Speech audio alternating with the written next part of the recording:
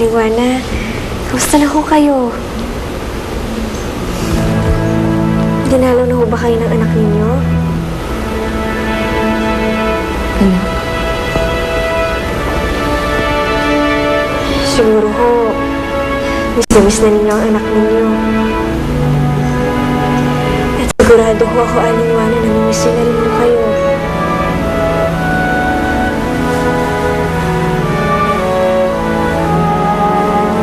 Ako ho kasi, namimiss ko na ho ang nanay ko.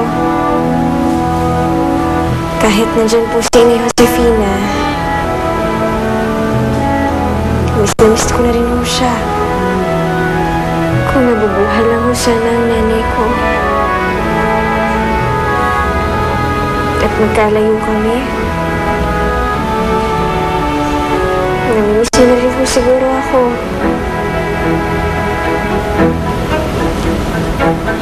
Aliwana, hayaan niyo ho. Hindi po nagpapabaya ang Diyos. Ako nga po, natagpuan ko din ang lolo ko. Ang tunay kong pamilya. At sigurado ako, Aliwana, natatagpuan niyo din ho ang anak ninyo. Huwag na ho kayo malungkot.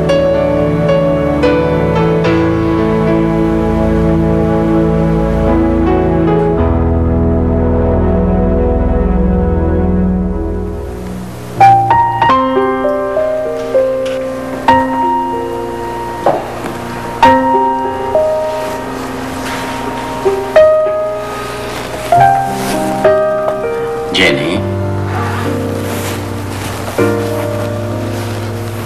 Kaya ho pala wala kayong maipakitang picture ni nanay. Galit kayo sa kanya. I'm sorry. Hindi ko man lang nakita ang itsura ng nanay ko. Jenny, apo ko. Matutulog na ako.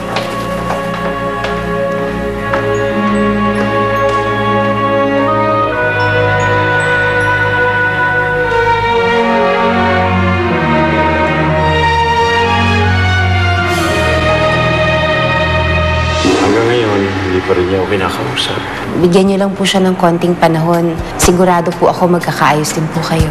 Kailangan makahanap tayo ng kahit na anong bagay na pwede nating gamitin laban sa kanila. Mawawala rin si Jenna sa buhay natin. Si Dr. Sembrano, matagal na ba siya sa ospital na yun? I guess so. Matagal na ba siyang doktor ni Aliwana? Bakit ba curious ka sa kanya? Siguro dahil pareho kaming nahiwalay sa pamilya. Ano tong lugar na to? Nasa ospital ka, Wana. Hindi mo na ang pangalan ko. Ako si Nerissa. Kailangan kong hanapin yung anak ko. Kailangan ko makita si Jenny.